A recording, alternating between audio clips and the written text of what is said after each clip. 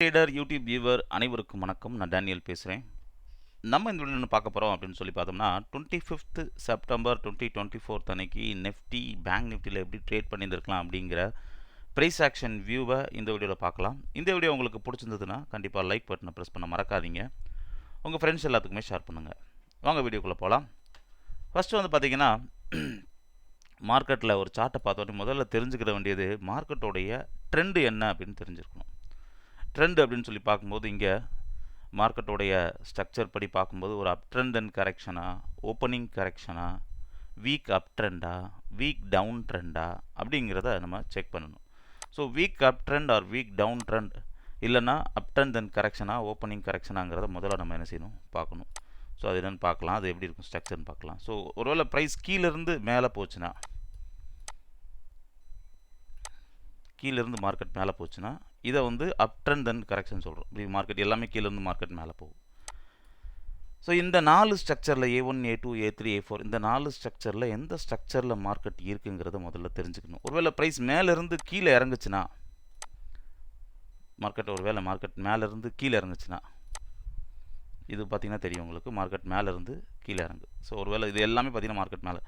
அப்போ இங்கே மார்க்கெட் மேலேருந்து கீழே இறங்குச்சுன்னா இது டவுன் ஃபர்ஸ்ட் ஒன் வந்து பார்த்திங்கன்னா down trend and correction. Second one வந்து பார்த்திங்கன்னா ஓப்பனிங் கரெக்ஷன். தேர்ட் ஒன் வந்து பார்த்திங்கன்னா வீக் டவுன் ட்ரெண்ட், அப்படி இல்லைனா அதுக்கு அடுத்து ஃபோர்த் ஒன் வந்து வீக் அப் ட்ரெண்ட்னு சொல்கிறோம். ஸோ இதில் கீழேருந்து மார்க்கெட் மேலே போச்சுன்னா யூடிசிங்கிறது up trend and correction, opening correction, weak up trend, weak down trend. So இந்த மாதிரி மார்க்கெட் கீழேருந்து மார்க்கெட் மேலே போச்சுன்னா எப்படி பார்க்கணும், மார்க்கெட் மேலேருந்து கீழே இருந்துச்சுன்னா எப்படி பார்க்கணுங்கிறத முதல்ல நம்ம தெரிஞ்சுக்கணும். ஸோ அப்படி பார்க்கும்போது இன்றைக்கான மூமெண்டமில் எப்படி இருந்துச்சுங்கிறத பார்க்கலாம். ஸோ இந்த 4 ஸ்ட்ரக்சரில் எந்த ஸ்ட்ரக்சரில் மார்க்கெட் இருக்குங்கிறது முதல்ல நம்ம கண்டுபிடிக்கணும். அதுக்கு பேர் ட்ரெண்ட் அனலைசஸ் அப்படின்னு சொல்லி சொல்கிறோம். இன்றைக்கான மூமெண்டம் எப்படி இருந்துச்சு அப்படிங்கிறத பார்க்கலாம்.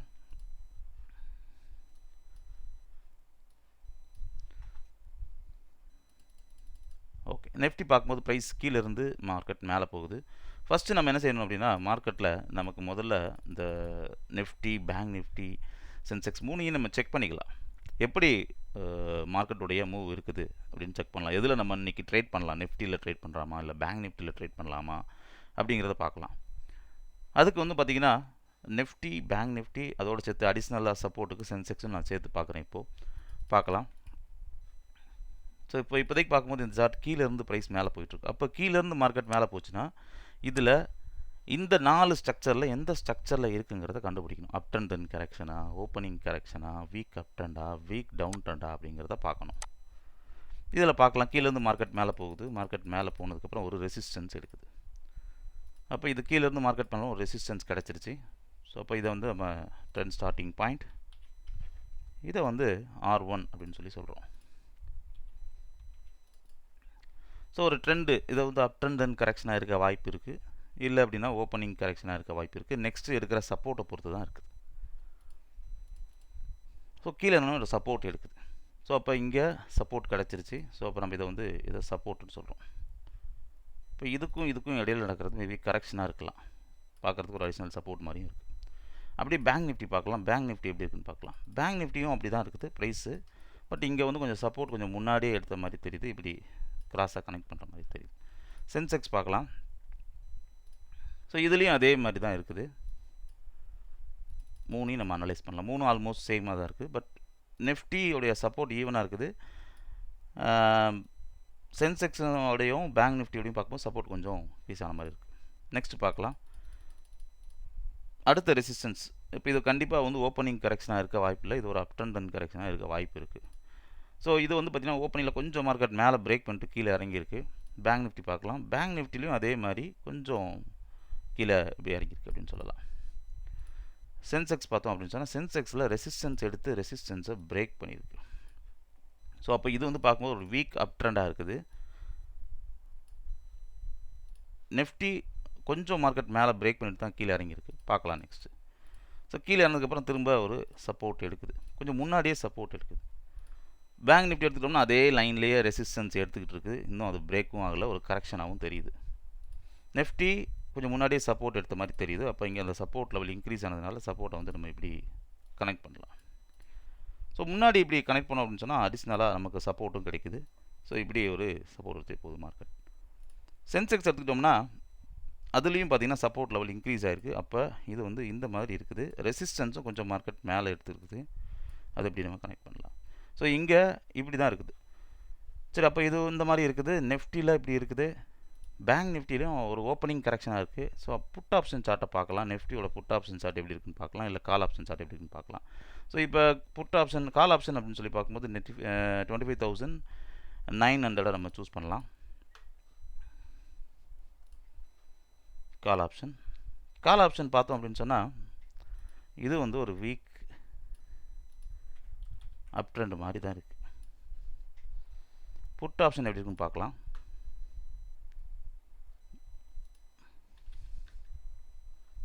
புட்டுன்னு போகும்போது 26,000 நான் பார்க்குறேன். ஸோ இங்கே வந்து பார்த்தீங்கன்னா ப்ரைஸ் மேலேருந்து சப்போர்ட் எடுத்து சப்போர்ட்டை பிரேக் பண்ணியிருக்கு. ஸோ இங்கே இது வந்து ஒரு ஓப்பனிங் கரெக்ஷன் மாதிரி இல்லை. இது ஒரு டவுன் ட்ரெண்ட் அண்ட் கரெக்ஷன் மாதிரி இருக்குது. இதுவும் பார்த்தீங்கன்னா ஒரு டவுன் ட்ரெண்ட் அண்ட் கரெக்ஷனில் டவுன் ட்ரெண்டாக இருக்குது. இதை எடுத்துக்கிட்டிங்க அப்படின்னு சொன்னால் ஒரு அப் ட்ரெண்டாக இருக்குது.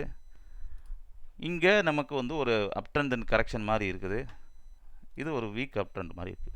அப்போ இங்கே நமக்கு பார்க்கும்போது இதில் வந்து ட்ரெண்ட் கண்டினியூஷன் ஆகி மார்க்கெட் மேலே போகிறதுக்கு வாய்ப்பு இருக்கான்னு கேட்டால் மேலே போகிறதுக்கான வாய்ப்பு இருக்குது. பட் ஆனால் இங்கே வந்து பார்த்திங்கன்னா ஒரு ரெசிஸ்டன்ஸ் எடுத்து ரெசிஸ்டன்ஸ் பிரேக் பண்ணிட்டு அப் ட்ரெண்டாக இருக்குது.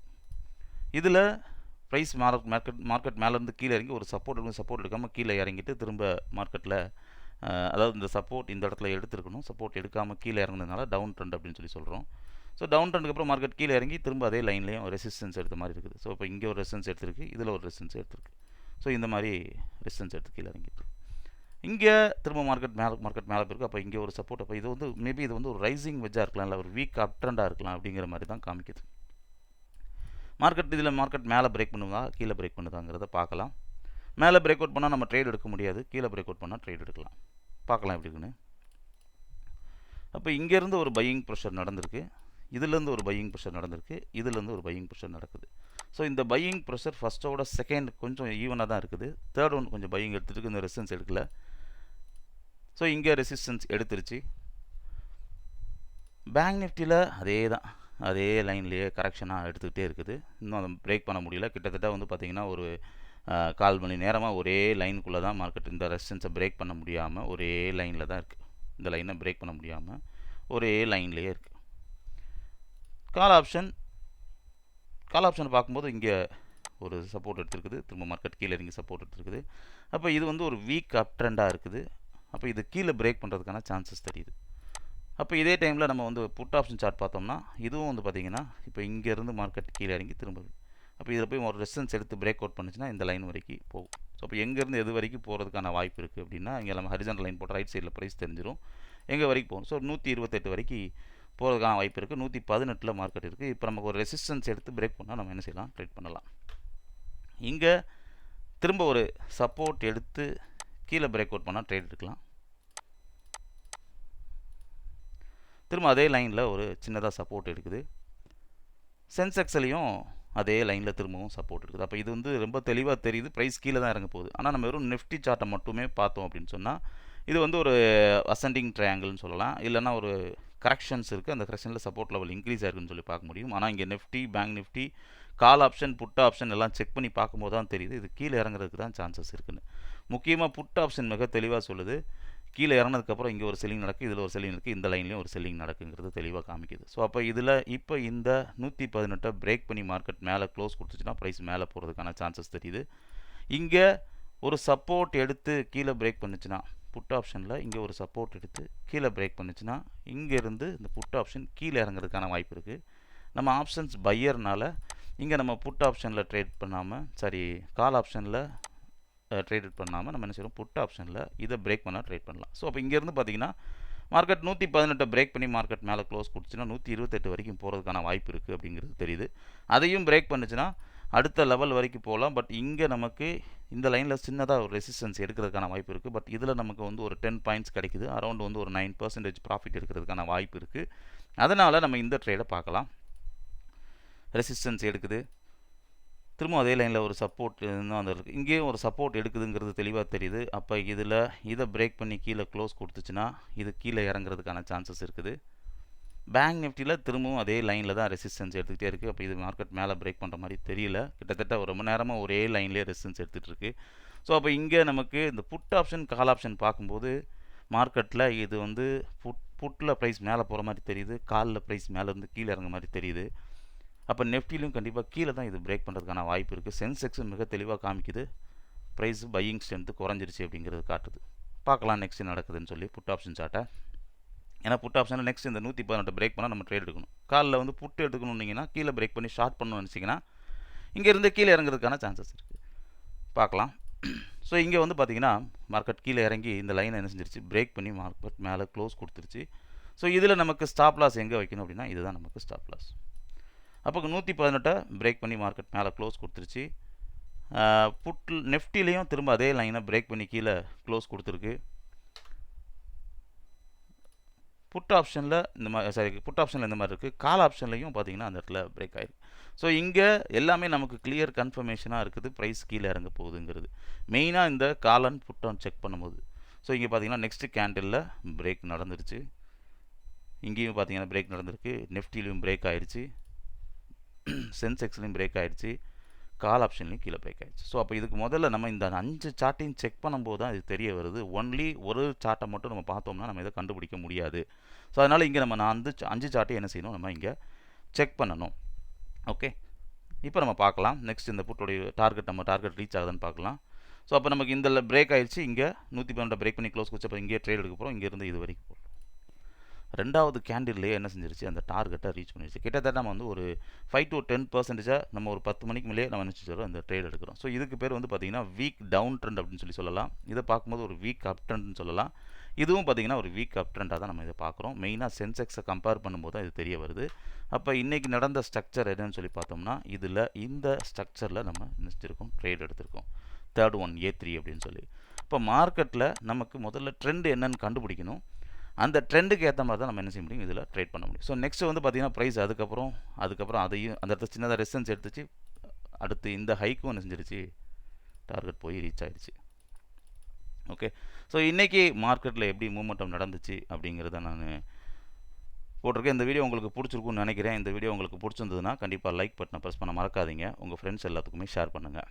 ஓகே, ஸோ நெக்ஸ்ட் இதுக்கப்புறமும் 2 பிரேக் அவுட் நடந்துச்சு. ஸோ அந்த 2 பிரேக் அவுட்டும் அப்படின்னு சொல்லி பார்க்கும்போது அதில் ஒரு பிரேக் ஆனதுக்கப்புறம் மூமெண்டம் இல்லை. அதுக்கடுத்து ஒரு பிரேக்கு கிளியரான நோ பயஸ்க்கு அப்புறம் நடந்த பிரேக்கு. அந்த பிரேக்கையும் நான் தனியாக மார்க்கெட் மூமெண்டம்னு சொல்லி தனியாக வீடியோ போடுறேன். அந்த வீடியோவில் பார்க்கலாம். Okay, thank you.